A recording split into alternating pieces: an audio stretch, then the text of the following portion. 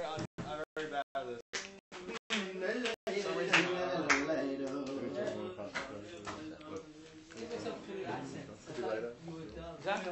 Yeah, be careful with what they call balabatchika.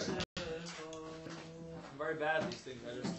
I don't know. I just said catering. The caterer. Like, you make them all nice. It's very nice.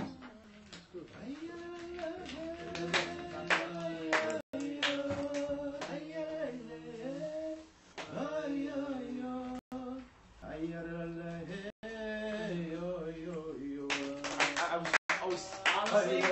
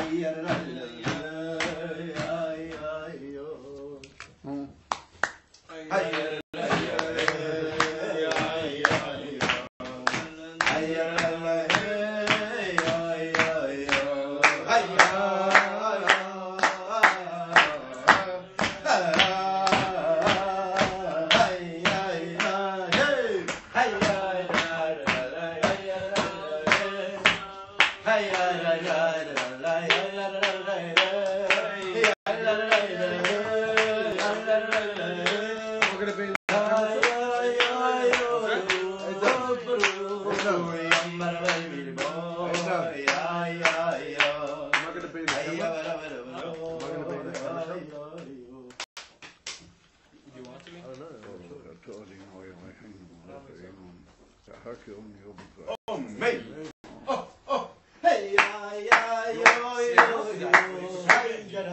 Grey goose. Spin-off with that. This is good.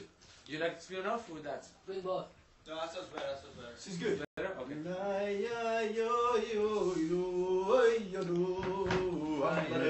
So there's cups in there. There's cups in there. The first draw. What is this stuff? What? Farbrengen?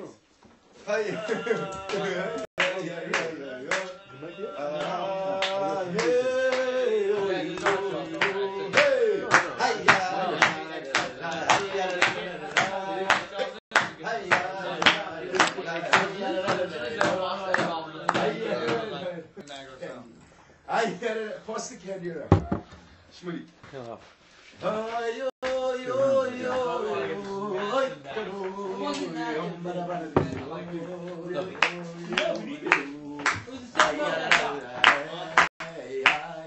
Very cool.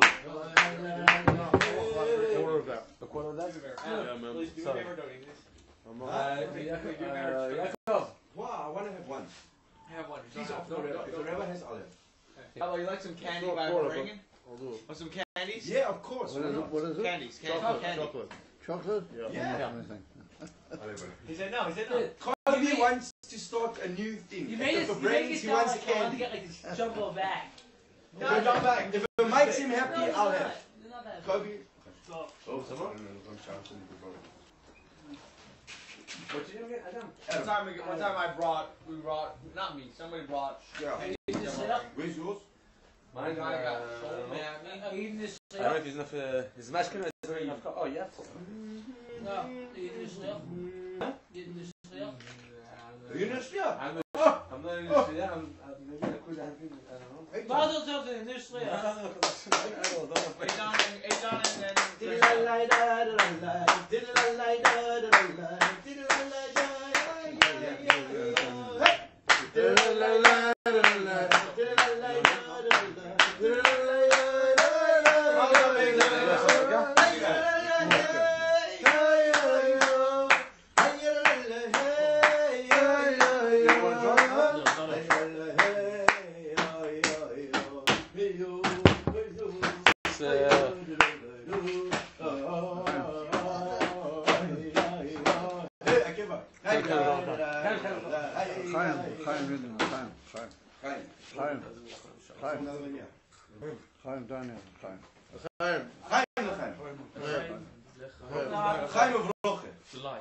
then. Welcome back.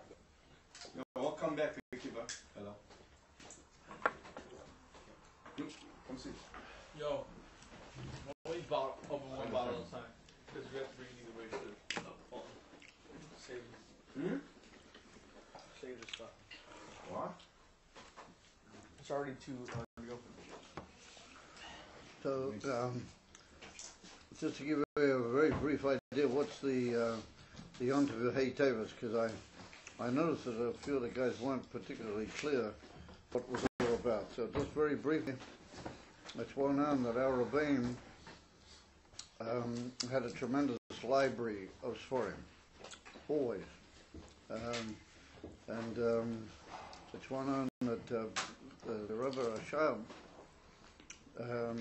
had literally tens of thousands of Sforim. He had a huge library, all the possible Sforim that you could imagine. And the Friedrich Rebbe, even the most difficult times in Poland and other times when there was no money for the household and all that, nonetheless there were letters that they found that the Rebbe secretly sent away to publishing companies asking that they should send him copies of Sforim. Even though there was no money for the ordinary expenses in the house, but Sforim he would buy. In other words, there was built up this tremendous library of Sforim. Now, the library of Sforim consisted of two main aspects. First of all, there was a huge library of general Sforim, of all kinds of Sforim from all the great authors over the generations, huge. And then there was the second part of the library, in a general way we're talking, is all the works of our Rebbeim, all that came down from the Alter Rebbe, the Mittler Rebbe, the Metzelik, Rabbi Marash, and all the Rebbeim, their Sforim, which had already been printed or put together, and then hundreds and hundreds of Kisvei Yad, how do you call it, manuscripts and other things from our Rebbeim, of a huge amount of material. Plus, there was also certain Sforim that they had, the Kabbalah, which they believed were from the Baal Shem Tov and from other. There was a siddur that the Baal Shem Tov had used, and all sorts of. And that was like what you might call the Chelek HaChasidi V'Apnimi of this huge, unbelievable library. So,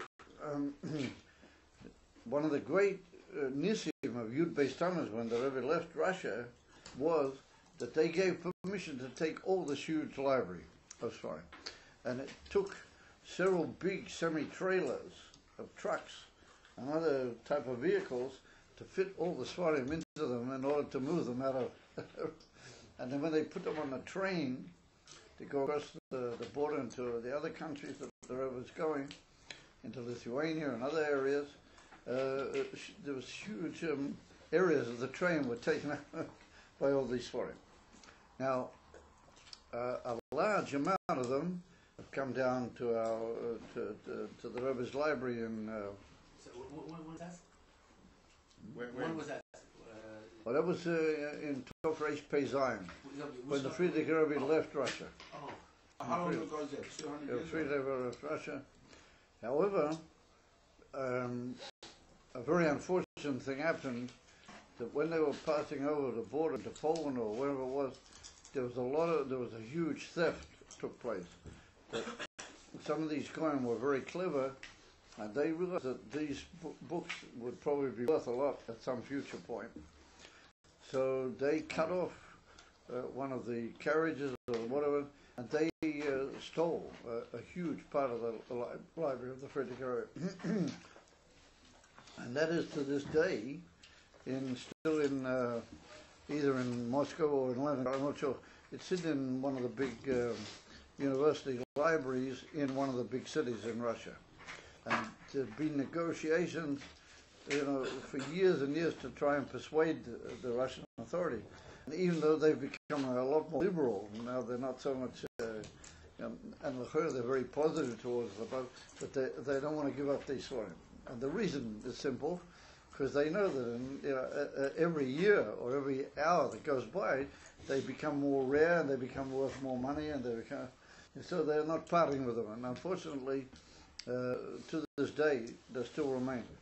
But there was another portion of this library in Poland, and that the Rebbe did manage through representatives to get out, and that reached the Rebbe in the year approximately.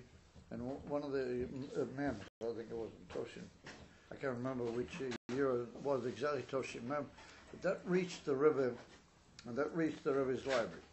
But that was only a part of the stolen library. But the rest of it is still in. When I say the rest of it, I mean the stolen part of it is hidden in Russia, and they don't reveal any willingness to part with it, despite the tremendous amount of negotiation that's been done. However, a huge portion of the library did eventually reach the Rebbe, and the Rebbe had it all arranged in the buildings around 770 of the library of all these foreign that belonged to the Rebbeim, and, as I say, hundreds of manuscripts and how do you call it, kisveyad, how do you say, writings in their own personal writing from all the Rebbeim and from all the Teves Chassidus, and also rare Sforim from other great people like the Baal Shem Tov, etc. Now, all these Sforim, they're all centered in the library in and around 770. And to get into that library, you have to have a special permission. You have to, you have to have some reason why you go there, and you're allowed to look in the Sforim on the spot. But of course, you can't take them out or even take them too far away. You've got to do it on the spot. It's all very carefully looked after. However, in the year Toshim Mem Zion, around about 25 years ago, it began to become noticed that certain people were getting into the library and taking Sforim out of the library. Now, unfortunately, to our great sorrow, this was carried out by one of the grandsons of or the grandson of the Friedrich Rebbe. Because the Friedrich Rebbe did not have any grandchildren except from the Rashad. Because he could have had grandchildren from another daughter that he had, but she was killed in the Shoya. Rahman Shir, her husband, lost in the Shoya, and then the Rebbe didn't have any children. So the only other one who could have had children was the Rashad, and he had this grandson. Now, this grandson wasn't like part of the Chassidim. It's a whole tragic story of why that is. But anyway, whatever, he decided that he was a descendant of the family. He's what you call the inheritor. And according to simple American law, he probably had a point. So he felt that since all these foreign belonged to the library of the Friedrich Rebbe, then he had the right to take them and do what he wanted. That was what he felt. So he began, through his representatives, they began getting into the library and taking very key Sforim and either selling them or using them for their own purposes. And the Rebbe became unbelievably upset about that. there were Farbrengens where the Rebbe spoke so bitterly and terribly about the whole situation. It caused the Rebbe unbelievable pain, and I was noticed the whole thing that these Sforim, which belonged to the Rebbeim, were going out and being sold and used. And the Rebbe warned that anybody who bought these Sforim, it would be like putting an explosive, like buying a packet of dynamite into his house, that since it really belonged to the Rebbeim, even though he paid money, he was really not purchasing anything which he wanted. Because the Rebbe was mechadish a whole inyan, that since the Rebbeim and the Chassidim are all one thing, and that the Chassidim are united with the Rebbe, anything that the Rebbe has is not his own, but it's he and the Chassidim. That he and the Chassidim are like one huge unity together, and therefore even personal things that the Rebbe owns, it's not really his, it belongs to him and the Chassidim together, and that this is higher than the simple idea of inheritance. It's not inheritance, it's like just you and me are all, just like it's yours, it's mine. And that's the whole concept of a Rebbe with Chassidim. And therefore, somebody who's not a Chassid, he has no right to the Sforim. Because the Sforim, even if he might consider himself inheritor, he has no right if he's not part of the Chassidim and connected with the Rebbe. And therefore, the Sforim have to remain where the Rebbe and the Chassidim are, or in their center. That's where the Sforim belong. Now, that's what the Rebbe was machad. Now, many people suggested to the Rebbe that the best way to get the Sforim back was to buy them back, to pay money, and literally buy these people out. Give them large sums of money and get them to give back the Sforim, and that would get them back. But the Rebbe was tremendously angry about that idea, and under no circumstances would he agree. And he said it was even like a Avodah Zarah to suggest putting money in place of the Sforim, and a whole unbelievable attitude that the Rebbe took to that. And the Rebbe said that the only way he wants, it's got to be that the only way we can be sure that they will give back the Sforim and the Sforim will be brought back to their right place, if the law of the country in which we live will paskin that that's what's got to be, then we can be sure that they'll have no choice but that. Because if you do it in another way, they'll say, oh, well, they'll find some excuse, and you have no real power of attorney to force them to do it. So therefore, the Rebbe said the only way is to approach the courts of the country, the courts of the Goyim, and to win the case in the courts of the Goyim, and to oblige the people taking the Sforim according to the law of the country, that they have to give it back, otherwise they'll be punished. That's the only way to do it. So that began this whole tremendous chapter of the Mishpat of the Sforim. Now the Mishpat of the Sforim lasted for months and months. And the Goyim, the judges on the whole thing, they did it in such a way that they wanted to hear the whole story of the Rebbe's case. In other words, that they wanted to hear from, and there was a big supposition at one stage that the Rebbe would have to go to court and he would have to give the Chassidim didn't want that under any circumstance, and the Eivishter had geholfen that Be'ez Hashem, they didn't actually demand that, even though they got pretty close to demanding it on different occasions, but Lapoil, they didn't make it conditional that the Rebbe must appear in the court. So in the end the Rebbe didn't appear, he just sent all these very important Chassidim to tell. So what happened was this huge saga. It happened every few days.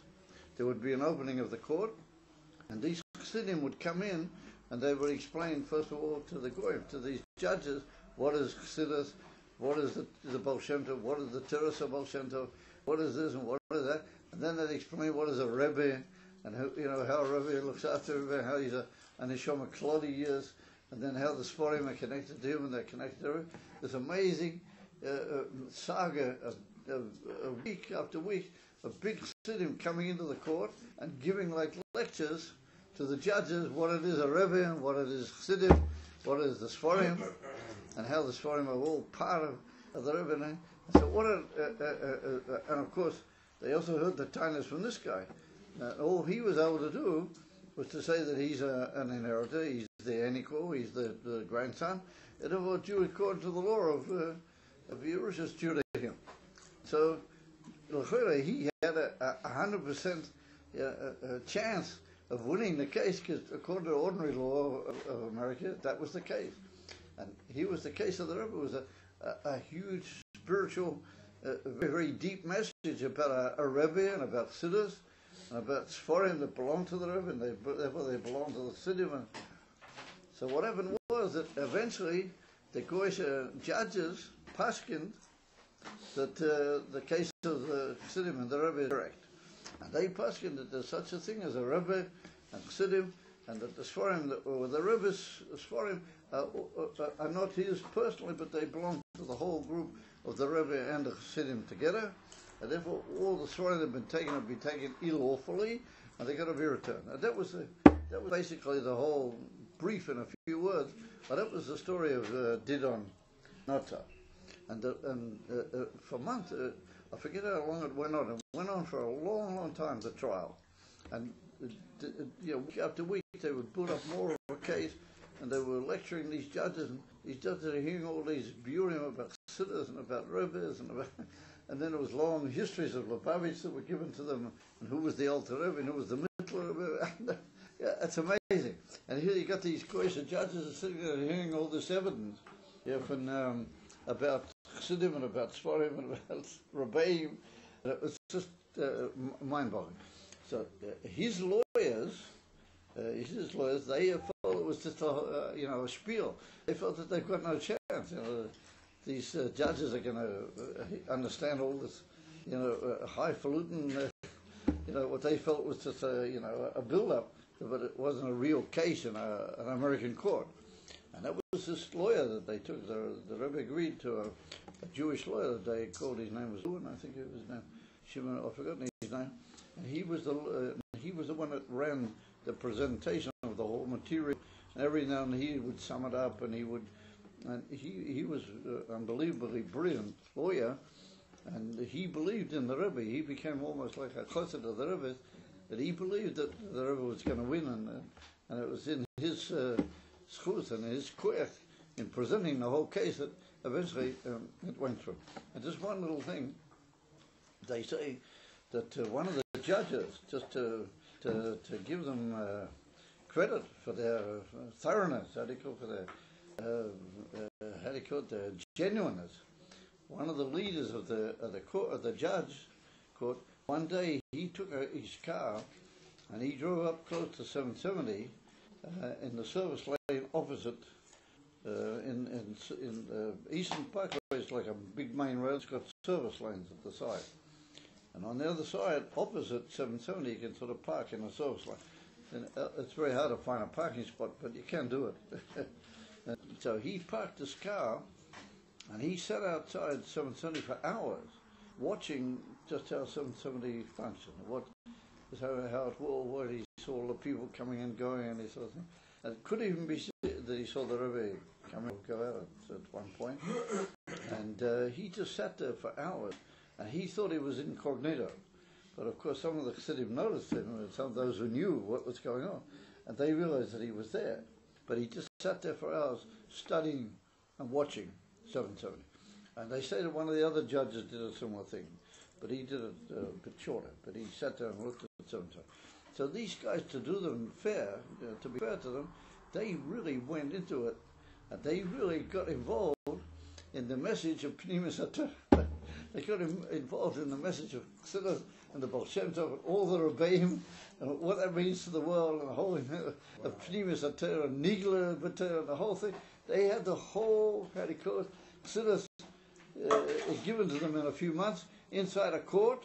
They're sitting absorbing all this, and they're being bitterly criticized and tainted by another lawyer who was saying that there's a law of Europe. Well, what are we doing a cop with this whole thing? And yet nonetheless they insisted on hearing the case, and in the end they paskined, and that was Teves. The actual day that they paskined, that was the news reached 770, and then the whole 770 went out on the street. You know about the huge dancing outside 770. Huge dancing. They have to learn. Mm-hmm. The rabbi told the Bachram he had to learn, yeah, no. No. That was only one. And they all went out on the street and they danced. There was tremendous simcha. And then it lasted for several days. But the whole of 70 was Farbrengen day and night. People were just sitting Farbrengen and saying L'chaim and singing and dancing in 770 for a whole week almost it went on. As a matter, until in the end the Rebbe personally took steps to stop it because he felt that it had gone enough.